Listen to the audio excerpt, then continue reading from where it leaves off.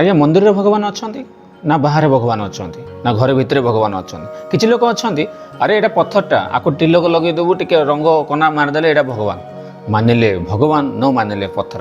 କିଛି ସିଦ୍ଧି ମହାପୁରୁଷ ଲୋକ ଅଛନ୍ତି ତାଙ୍କୁ ଭଗବାନ ପାଉନାହାନ୍ତି କିନ୍ତୁ ସାଧାରଣ ପର୍ସନ୍ ଯେଉଁମାନେ ଅଛନ୍ତି ଭଗବାନ ପାଇଯାଉଛନ୍ତି। ଏମିତି ଗୋଟେ ସିଚୁଏସନ୍ ଟ୍ରୁ କଥା ଯେଉଁଟାକି ସତ୍ୟ ଏମିତି ହେଇଥିଲା ଆଜ୍ଞା। ଆପଣ ଏଇଟା ଶୁଣିଲା ପରେ ବହୁତ ଭଲ ଲାଗିବ। ତ ଲେଟ୍ କାହିଁ କରିବା, ଆଗକୁ ଯିବା ପୂର୍ବରୁ ଜୟ ଜଗନ୍ନାଥ। ମୁଁ ଋଷି ଆପଣ ସ୍ୱାଗତ ଜଣାଉଛି ଋଷି ସ୍ପିକ୍ ଚ୍ୟାନେଲକୁ। ଚାଲନ୍ତୁ ଷ୍ଟାର୍ଟ କରିବା।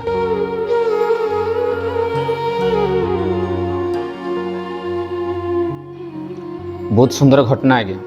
ଭଲ ଲାଗିଲେ ଲାଇକ୍ କରିବେ, ସେୟାର କରିବେ ଆଉ ସବସ୍କ୍ରାଇବ୍ କରିବେ। ଗୋଟେ ଗାଁରେ ଗୋଟେ ମହାସିଦ୍ଧି ପୁରୁଷ ଗୋଟେ ଥିଲେ ଯେଉଁଟାକି ବ୍ରାହ୍ମଣ ଥିଲେ ଆଉ ମହାସିଦ୍ଧି ଥିଲେ। ତାଙ୍କର ଗୋଟେ କାର୍ଯ୍ୟ ଥିଲା ଯେକୌଣସି ଗାଁକୁ ଗଲେ ତାଙ୍କ ପାଖରେ ଗୋଟେ ଶାଳଗ୍ରାମ ପଥର ଥିଲା।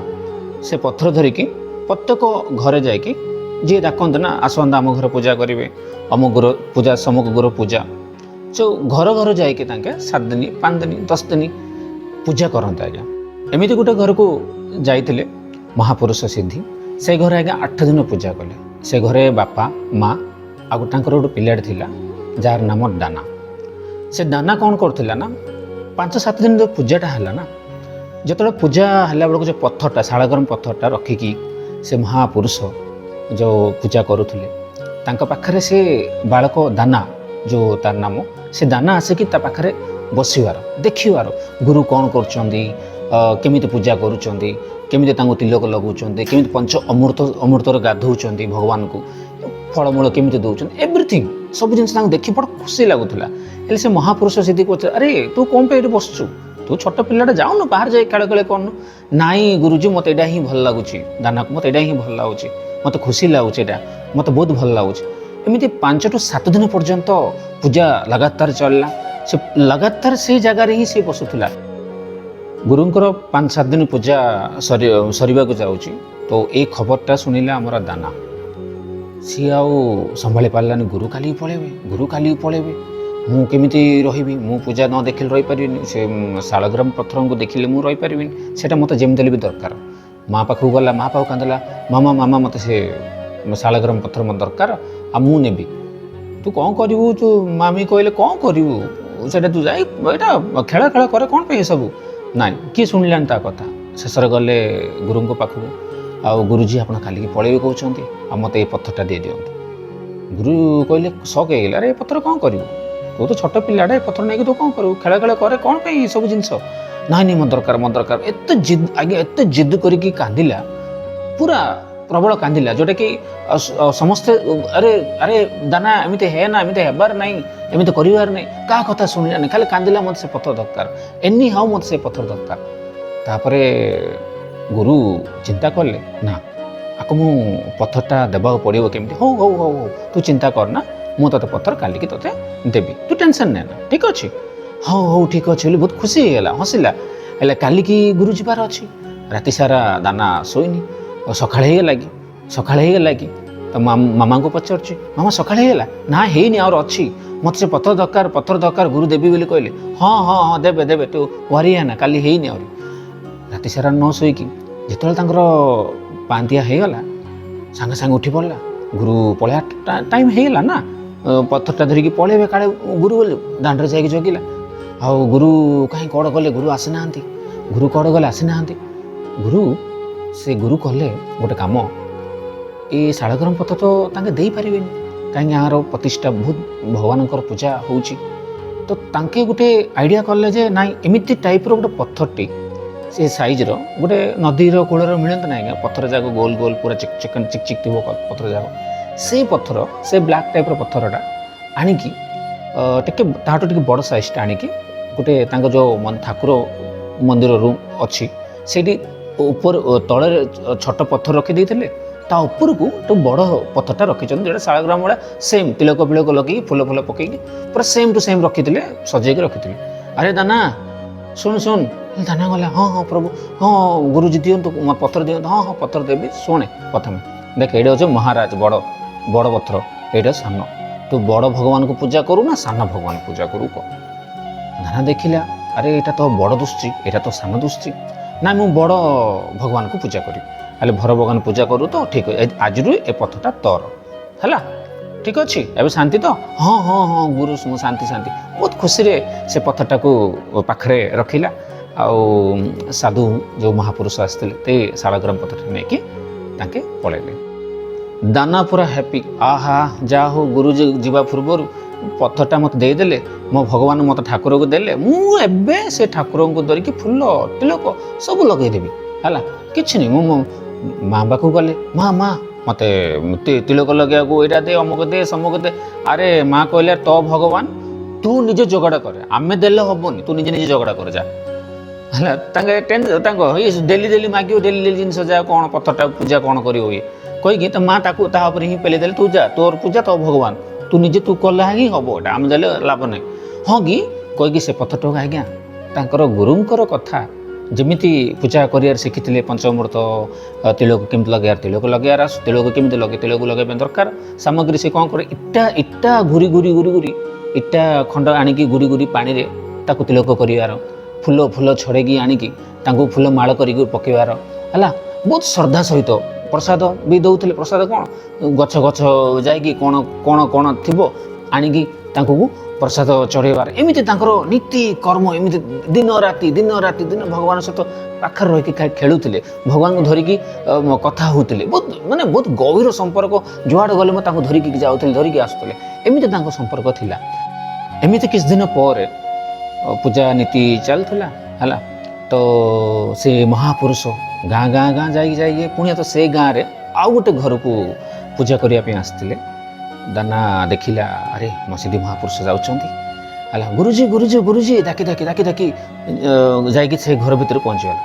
ଗୁରୁଜୀ ଏଇଠି ପୂଜା କରୁଛନ୍ତି ଆରେ ଜାଣିଛ ମୁଁ ଠାକୁର ଯେଉଁ ଦେଇଥିଲି ମୁଁ ତାକୁ ଏଇଟା କରୁଛି ଅମକ କରୁଛି ଫୁଲ ଦେଉଛି ପ୍ରସାଦ ଦେଉଛି ଗୁରୁ କହୁଛନ୍ତି ଗୁରୁ ଭାବୁଛନ୍ତି ହଉ ଭଲ ଦେଉଛୁ ହଉ ଭଲ କହିକି ମୁରିକି ହସୁଛନ୍ତି ଗୁରୁଜୀ ଇଏ ବାଇଆଟା ଇଏ ଛୋଟ ପିଲାଟା ଇଏ କ'ଣ ଜାଣିବ ଭଗବାନଙ୍କର ପ୍ରତି ହେଲା ହଉ ଦେଉଛୁ ତ ହଉ ଦେଉଛୁ ଭଲ ଏମିତି ଦେଉଛି ସେମିତି ଦେଉଛି ଅମୁକ ଦେଉଛି ସମୁକ ଦେଉଛି କେତେ କଥା ଗୁରୁ କହିଲେ ଗୁରୁ ଗୋଟେ ପଦ କହିଲେ ଆରେ ପ୍ରସାଦ ଦେଉଛୁ ତ ଭଗବାନଙ୍କୁ ନା ଦଉନୁ ହଁ ମୁଁ ଦେଉଛି କୁଳି ଦେଉଛି ଏଇଟା ଦେଉଛି ଆମକୁ ନା ନାଇଁ ଭୋଗ ଅନ୍ନ ଦେଉଛୁ ଅନ୍ନ ମୁଁ ଦେଉନି ଅନ୍ନ ଦେଉନୁ ଅନ୍ନ ଦେଲେ ଭଗବାନ ଖାଇବେ ନା ଅନ୍ନ ପସନ୍ଦ ନା ଭଗବାନ ଅନ୍ନକୁ ଦେ ହେଲା ଅନ୍ନ ଦେବାକୁ ପଡ଼ିବ କି ହଁ ଦେବାକୁ ପଡ଼ିବ ହଉ ଗୁରୁଜୀ ଆପଣ କହିଲେନି ମୁଁ ଏଥର ଦେବି ଅନ୍ନ କିଛି ଅସୁବିଧା ନାହିଁ ଗୁରୁଜୀ କହିକି ଧାଇ ଗଲା ପୁଣି ଆଉଥରେ ଘରକୁ ପହଞ୍ଚିଲା ପରେ ମାଆକୁ କହିଲେ ମା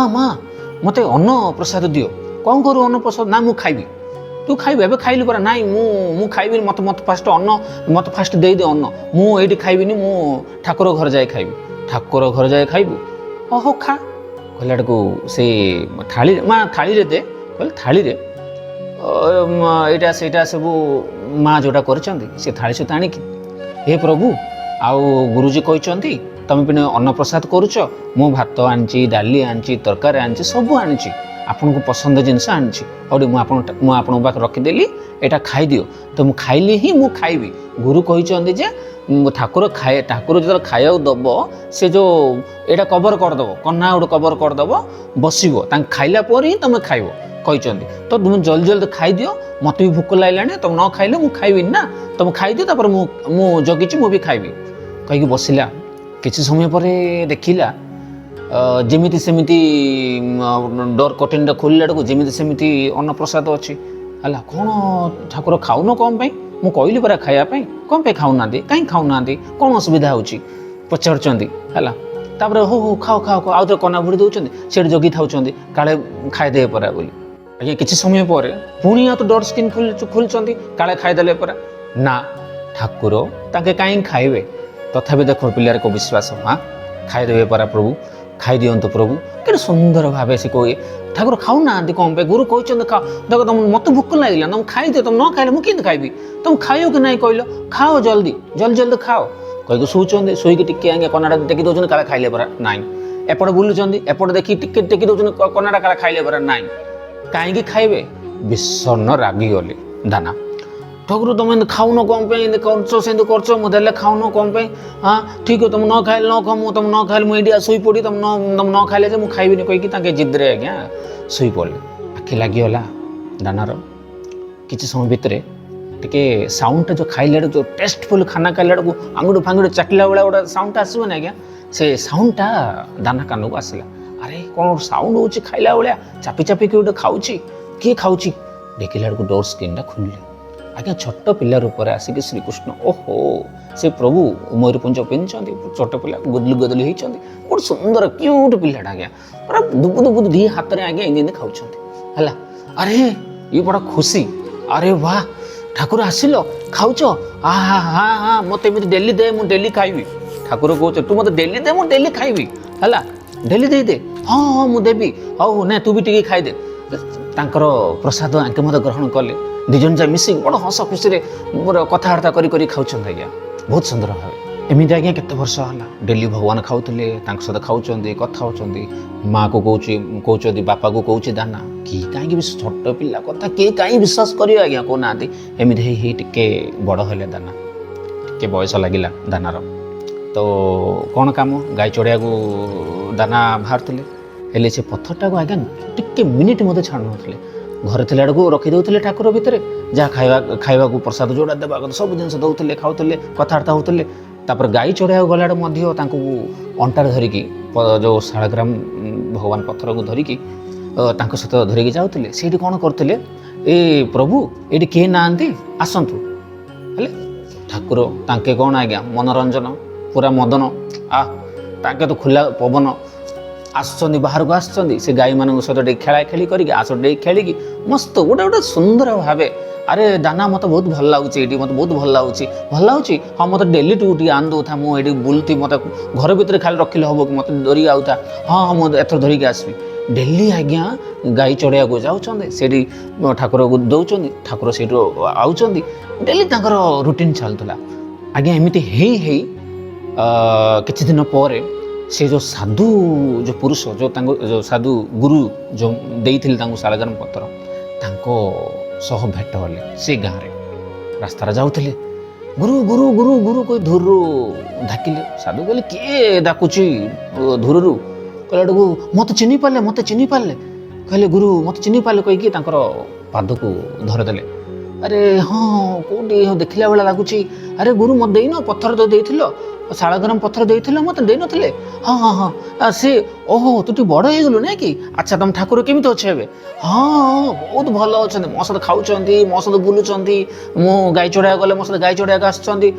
କହିଲା ବେଳକୁ ଛାନିଆ ହେଇଗଲେ ଆମର ଗୁରୁ ସିଦ୍ଧି, କହିଲେ ତୋ ସହିତ ଖାଉଛନ୍ତି, ତୋ ସହିତ ବୁଲୁଛନ୍ତି, ପିଲାଟା ଛୋଟ ତ ଥିଲା ତ ଠିକ୍ ଥିଲା, ଛୋଟ ପିଲା ବୋଲି ଭାବୁଥିଲେ, ଏବେ ତ ବଡ଼ ହେଲାନି, ତଥାପି ଏମିତି କଥା କ'ଣ କହୁଛି, ଅବିଶ୍ୱାସନୀୟ କଥା କହୁଛି, ସତରେ ଭଗବାନ ତମର ଖାଉଛନ୍ତି, ବୁଲୁଛନ୍ତି, କି କଥା କହୁଛୁ ଦାନା? ହେଲେ ହଁ ଗୁରୁ ଖାଉଛନ୍ତି, ମୋ ସହିତ ବୁଲୁଛନ୍ତି, ମୁଁ ଯୁଆଡ଼େ ଗଲେ ମୋ ସହିତ ଆସୁଛନ୍ତି, ସତରେ କାହିଁ ମୋତେ ଦେଖେଇଲୁ?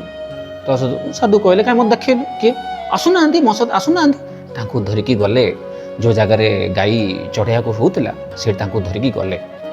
ସେଇଠିକି ଆଜ୍ଞା ଧରିକି ଗଲା ପରେ ଓଠୁ ଗୁରୁ ଦେଖନ୍ତୁ, ଗାଈ ଯାକ ଗୁରୁ ଦେଖିଲେ ଗାଈ ସବୁ ଯାକ ଘାସ ଖାଉଛନ୍ତି, ତ ଗୁରୁଙ୍କୁ ଦେଖାଯାଉନି। ଆରେ କାହିଁ ମୋତେ ତ କିଛି ଦେଖାଯାଉନି, ଆରେ ଗୁରୁ ଏଇଠି ଗାଈ ଦେଉଛନ୍ତି, ଘାସ ଦେଉଛନ୍ତି, ଠାକୁର ଦେଖୁନାହାନ୍ତି। ଗୁରୁ ଦେଖିଲେ, ଆରେ ମୋତେ ତ କିଛି ଦୋଷୁନି, ତତେ କେମିତି ଦୋଷୁଛି, ମୋତେ ଦୋଷୁନି, ରୋ ଟିକୁର କହିକି ଧାଇଁ ଗଲେ ଠାକୁର ପାଖକୁ। ହେ ଠାକୁର କ'ଣ ମୋ ଗୁରୁ ଆସୁଛନ୍ତି, ତମେ ତାଙ୍କୁ ଦେଖା ଦଉନ? କହିଲେ ମୁଁ ତୋ ସାଙ୍ଗ ନା, ମୁଁ କ'ଣ ସମସ୍ତଙ୍କୁ ଦେଖା ଦେଇଦିଏ ନା କ'ଣ ଭାବିଲୁ ତୁ ମୋତେ? ହେଲେ ତାଙ୍କେ ମୋ ଗୁରୁ ବା, ତାଙ୍କ ଗୁରୁ, ତାଙ୍କ ଦ୍ୱାରା ମୁଁ ତମକୁ ପାଇଲି, ତମ ଦେଖେଇବୁନି? ନାଇଁ ମୁଁ କାହାକୁ ଦେଖେଇନି, ମୁଁ ତୋତେ ଆଗା ଦେଖିବି, ପ୍ଲିଜ୍ ତାଙ୍କେ ନଥିଲେ ମୁଁ ତମକୁ କ'ଣ ଦେଖିପାରିଥାନ୍ତି କି? ତାଙ୍କେ ମୋର ଗୁରୁ ନା, ତାଙ୍କ ଦ୍ୱାରା ମୁଁ ତମକୁ ପାଇଲି ନା, ପ୍ଲିଜ୍ ମୋ ପାଇଁ ଟିକେ ଦେଖା କର ପ୍ଲିଜ୍। କହିଲା ବେଳକୁ ହଉ ଠିକ୍ ଅଛି କହିକି ଦେଖାଦେଲେ ଯେଉଁ ଗୁରୁଙ୍କୁ। ଗୁରୁ ଆଜ୍ଞା ଦେଖିକି ପୁରା ମାନେ ନିଶବ୍ଦ, ମାନେ ତାଙ୍କର ଯେଉଁ ରୂପ, ନୀଳବର୍ଣ୍ଣ, ମୟୂରପିଞ୍ଜ, ବଂଶୀରେ ଧରିଛନ୍ତି, ଗାଈମାନଙ୍କୁ ଘାସ ଦେଉଛନ୍ତି, ୱାହ ସେ ସିନ୍ ଦେଖିକି ତାଙ୍କର ରୁମ ପୁରା ହେଇଗଲାଣି। ହେ ଦାନା ବୋଲି କହିକି ଠାକୁର ତ ଇନଭିଜିବୁଲ୍ ହେଇଗଲେ ସେ ସମୟରେ ଦେଖା ଦର୍ଶନ କରିକି, କିନ୍ତୁ ଦାନା ଗୁଡ଼ ଦାନାର ଧରିଦେଲେ। ମାନେ ଧାନା କହୁଛି ମୋର କ'ଣ କୁଡ଼ୁ ଧରୁଛନ୍ତି, ମୁଁ କ'ଣ କଲି? ଆରେ ମୁଁ ଗୋଟେ ସିଦ୍ଧି ମହାପୁରୁଷ, ପ୍ରତ୍ୟେକ ବର୍ଷ ଏତେ ବର୍ଷ ହେଲା ପୂଜା ପାଠ କରିକି ଆସୁଛି, କେତେ କେତେ ଘର ଘର ଯାଇକି ପୂଜା କରୁଛି, ମୋତେ ତ କେବେ ଦେଖା ଦର୍ଶନ ଦେଇନାହାନ୍ତି। ତୋ ପାଖରେ କ'ଣ ଏମିତି ଭଗବାନ ଠାକୁର ଦେଖିଲେ, କ'ଣ ତୋ ମନ ଭିତରେ ତୁ ରଖିଲୁ? ୱାଃ ରେ ଦାନା ୱାଃ, ଯେଉଁ ବ୍ରହ୍ମାଣ୍ଡ ରଚନା କରୁଛନ୍ତି ତାଙ୍କୁ ତୁ ଘାସ ଚଢ଼ାଉଛୁ, ଗାଈକି ଚଢ଼ାଉଛୁ, ହଁ କିଏ କର୍ମ ତାଙ୍କୁ ଦେଉଛୁ, ବ୍ରହ୍ମାଣ୍ଡ ଯେଉଁ ଖାଇବାକୁ ତାଙ୍କୁ ଦେଉଛନ୍ତି, ତୋ ଘର ଆସିକି ତାଙ୍କେ ଖାଉଛନ୍ତି, ତୁ ଯେଉଁଟା ଦେଲେ ସେଇଟା ଖାଉଛନ୍ତି। ବା ଆରେ ଦାନା, ତୁ ତୋର ଉପରେ ଭକ୍ତ ଏଇ ଦୁନିଆରେ କିଏ ନାଇଁ ରେ ଦାନା, ବଡ଼ ଭକ୍ତ ତୋର ଦାନା। ହେଲେ କାନ୍ଦି କାନ୍ଦି ଦାନାର ପାଦ, ଆଜ୍ଞା ଗୋଟେ ସିନ୍, ୱାଃ ସେ ଯେଉଁ ସମୟଟା ନା ଗୋଟେ ଅଦ୍ଭୁତ ସମୟଟା ସେଇଟା। ଧାନର ସହିତ ଧାନକୁ ପୁରା ଆଲିଙ୍ଗନ କରିକି କାନ୍ଦିକି ପୁରା ଭକ୍ତିଭାବ ଗୋଟେ ହେଇଗଲା ଆଜ୍ଞା। ଦେଖିଲେ ଆଜ୍ଞା, ପଥର ହଉ କିମ୍ବା ମୂର୍ତ୍ତି ହଉ, ପଥରକୁ ମଧ୍ୟ ଆମେ ଯଦି ବିଶ୍ୱାସ କରୁଛେ ସେଠି ମଧ୍ୟ ଭଗବାନ ଅଛନ୍ତି, ମନ୍ଦିରର ମୂର୍ତ୍ତି ମଧ୍ୟ ବିଶ୍ୱାସ କରୁଛେ ସେଠି ବି ଭଗବାନ ଅଛନ୍ତି, ପ୍ରତ୍ୟେକ ଜାଗାରେ ଆଜ୍ଞା ଭଗବାନ ଅଛନ୍ତି। କାହିଁକିନା ଅଲରେଡ଼ି ଆମର ନାରାୟଣ ନରସିଂହ ଅବତାର ମଧ୍ୟ ସେମିତି ହିଁ ପ୍ରହ୍ଲାଦ କହିଥିଲା ନା, କୋଉଠି ଏଇଠି ଅଛନ୍ତି ଭଗବାନ, ସେଇଠି ଅଛନ୍ତି ଭଗବାନ, କାନ୍ଥରେ ମଧ୍ୟ ଭଗବାନ ବାହାରୁଛନ୍ତି ନରସିଂହ, ଚାରିଆଡ଼େ ଭଗବାନ ଅଛନ୍ତି ଆଜ୍ଞା। ଆମେ ଯେମିତି ମନ କରିକି ଆମେ ଭଗବାନ ଡାକିବା ସେମିତି ଆମେ ପାଇବା। ଗୁରୁ ମହାପୁରୁଷ ସିଦ୍ଧି ଏତେ ଜ୍ଞାନୀ, ତଥାପି ତାଙ୍କୁ ଭଗବାନ ମିଳିଲେନି, କିନ୍ତୁ ଦାନାକୁ ଭଗବାନ ମିଳିଲେ। କାହିଁକି ଜାଣିଛ ନା, ସରଳ ହୃଦୟ, ନିର ହୃଦୟ, ଯେଉଁ ହୃଦୟଟା ନା ଗୋଟେ ପିଲା ଭଳିଆ କନେକ୍ସନ୍ ଆଜ୍ଞା। ଆପଣ ମଧ୍ୟ ନା ଭଗବାନ ସହିତ ରହିଲା ବେଳକୁ କୁଟ କପଟ ଅହଙ୍କାର ଗର୍ବ ଏସବୁ ଛାଡ଼ିକି ପୁରା ଗୋଟେ ପିଓର ହାର୍ଟ ସହିତ ଯଦି ଭଗବାନଙ୍କ ସହିତ ଆପଣ ଡିସ୍କସ୍ କରିବେ ନା, ଡେଫିନେଟଲି ଭଗବାନ ଆପଣଙ୍କ ସହିତ ରହିଲା ବେଳେ ମେସେଜ୍ ଲାଗିବ। ଏଇଟା କରନ୍ତୁ, କରିକି ଦେଖନ୍ତୁ ଥରେ, ଆପଣ ଦେଖିବେ ଆପଣ ଲାଇଫ୍ରେ କିଛି ନା କିଛି ଗୋଟେ ଚେଞ୍ଜେସ୍ ହେବ ଆଜ୍ଞା। ସତ କହୁଛି ଆଜ୍ଞା। ଯଦି ଷ୍ଟୋରି ଆପଣଙ୍କୁ ଏଇଟା ଭଲ ଲାଗିଲା ତାହେଲେ ଗୋଟେ ଲାଇକ୍ କରିବେ, ଗୋଟେ ସେୟାର କରିବେ, ଆଉ ଗୋଟେ ସବସ୍କ୍ରାଇବ୍ କରିବେ। ସବସ୍କ୍ରାଇବ୍ କାହିଁକି ମୁଁ କହୁଛି, ମାନେ ସବସ୍କ୍ରିପସନ୍ ହେଉଛି ଆପଣଙ୍କର ଗୋଟେ ମୋର ଆଶୀର୍ବାଦ, ମୋତେ ଗୋଟେ ମୋଟିଭେସନ୍ ମିଳିବ ଆଜ୍ଞା। ସବସ୍କ୍ରିପସନ୍ ଦେଲେ ମୁଁ ଭାବିବି ଯେ ଆପଣ ମୋତେ ଆଶୀର୍ବାଦ ଦେଲେ। ଏମିତି କେତେ କେତେ କାହାଣୀ ଗୁଡ଼ିକ ଅଛି ଯେଉଁଟାକି ଆପଣଙ୍କ ସମ୍ମୁଖରେ ମୁଁ ଆଣିବି। ତ ଟାଇମ୍ ହେଇଲା, ରହିଲେ ଆଜ୍ଞା, ଜୟ ଜଗନ୍ନାଥ।